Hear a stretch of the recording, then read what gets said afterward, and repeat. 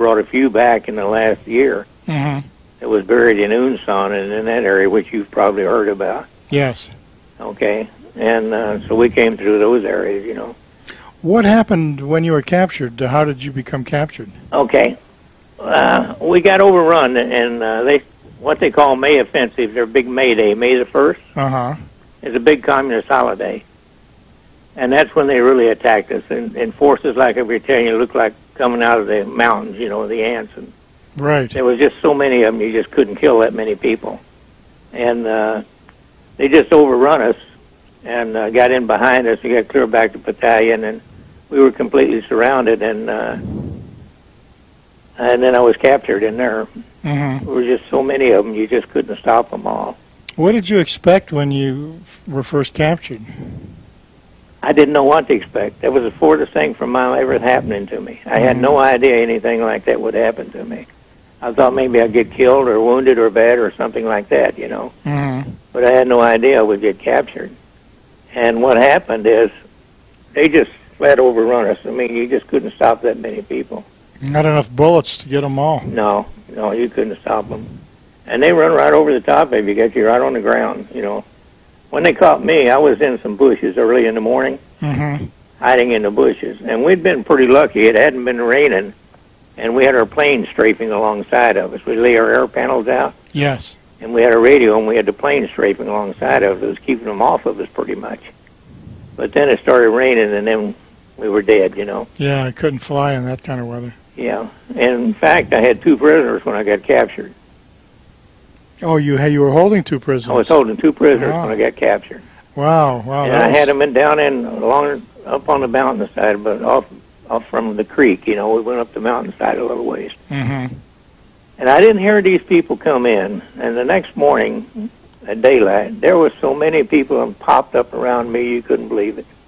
Chinese, yeah. And you just couldn't move. And then I became a prisoner. Brother. And what they didn't tell me I was a prisoner. They told me that we have liberated you from the imperialist pigs. Mm-hmm. And that's propaganda. You probably heard that. Oh, yeah. Said before, you know. Yep. And I said, well, thank you very much, but I'd rather not be here. You know. So it's very shocking. You don't know what happened to you. It's just you go numb, and you just can't realize what happened, you know. Exactly. Hold on, Don. We're coming up here on a break. We'll be right back here on POWMI Radio. Our special guest is Mr. Don Denny. Don't go away. There's something happening here. What it is ain't exactly clear. There's a man with a gun over there. Welcome back, everyone, to POWMI Radio. Our guest for this hour is Mr. Don Denny. Don, captured during the Korean War, held prisoner of war until 1953.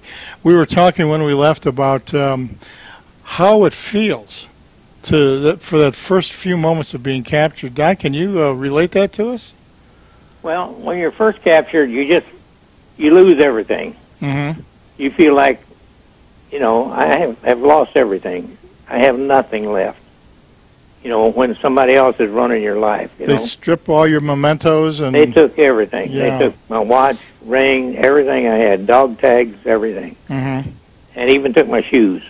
Oh. So I said, oh well, you know, and beat the shit out of me. Mm-hmm. I mean, I was beat up and bruised up like you wouldn't believe. There was no reason for that, but they done it anyway. Sure. You know, of course, we were killing their people. You know.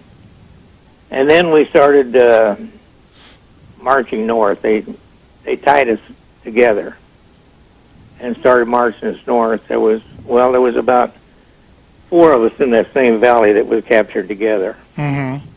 And then they tied us together and started marching north. Let me tell you what happened to one guy. We were sitting up on the mountain, you know, and the Chinese had us tied up there. And so the Chinese had a little iron pot they were cooking in. This was right when we were first captured, just a day or so afterwards. Okay. And this buddy of mine picked up one of them iron pots, and he hit one of those Chinese right in the face with it. Oh. And I said, holy Christ, you know. And that's how bad we hated those people. Mm-hmm. And that's how bad they were treating us, that he would try something like that, you know. What happened to him because of that? Well, we stayed together. They tied him up with wire, Uh-huh. put it around his neck, and put his hands down behind his back. And he survived the prison camp. And he was from California, you know. And I knew him in Virginia before the war ever started. Him and I were together, you know. Mm-hmm. So I knew him all through the war, the prison camp, and everything. So they didn't kill him or anything? No. Okay. No. And after different ones got us, see, different people would be in charge of you. The one down on the line where you're fighting them, and they're watching their friends die, and you're watching your friends die. That's a different type of soldier than the ones you see back in the prison camp. Mm-hmm. Because they're a more of, how can I say it? They're watching their friends die, so they have a different attitude toward us than what the ones in the rear did. And when we marched, I think, it took us 41 days from when I was captured till I got to the prison camp. Wow. And I walked mostly barefooted that whole time. That's a long time to be out on the road. Yeah. What was the rations like there? Did they feed you well? Well, you would eat, sometimes they give you cracked corn. Uh-huh. Most of the time you'd have millet and sorghum cane. You know what sorghum cane is? Sure do. Man, that's the worst tasting shit you ever eat in your life. Excuse my one. That's an animal feed. Oh, man. And I ate out of my hat. Same with the millet. Yeah. That's bird food. Put a little water with it, and it just almost kill you, you know. Mm-hmm. And a lot of the guys got diarrhea, and they couldn't eat that stuff, and they died. And we buried quite a few of them on the march north. Mm-hmm. And we just buried them along the road or wherever, you know. So they'll never find those guys. You know, I mean, there's... Sure, the graves probably weren't marked properly, and who knows where they're... Yeah. But it was fairly warm at that time. But during the winter, we had no heat or anything, so some of the guys, their feet froze so bad and hands that we had one guy, we called him Little Pete. I don't remember his whole name right now. Mm-hmm. But he pulled his toes off. Oh, no. Really pulled them off, you know. They were just solid black. Probably had no feeling anymore. No, he had nothing in them, you know. Mm. Now, mine were froze, and I didn't walk for, I'd say, close to 6 months. I had anemic dysentery and everything. I almost died in that damn place. Mm-hmm. And you'd wake up in the morning, and you'd have frost on the walls, you know. And then they would want you to do their communist doctrine, which I refused to do. I refused to take their communist doctrine. We were the first prisoners that was ever brainwashed. Mm-hmm. Or tried, which you probably know that. Tried to, yeah, they tried to. They tried to brainwash us, which I just flat refused. Mm-hmm. And so I had a lot of problems with that. And, of course, Lloyd Pate was a lot of my problem. You need to explain that, because I guess you shared the label reactionary with him then. Yeah. Lloyd just didn't do anything. He didn't get along with any of the Chinese. Mm-hmm. And he would do everything against them that he possibly could, you know.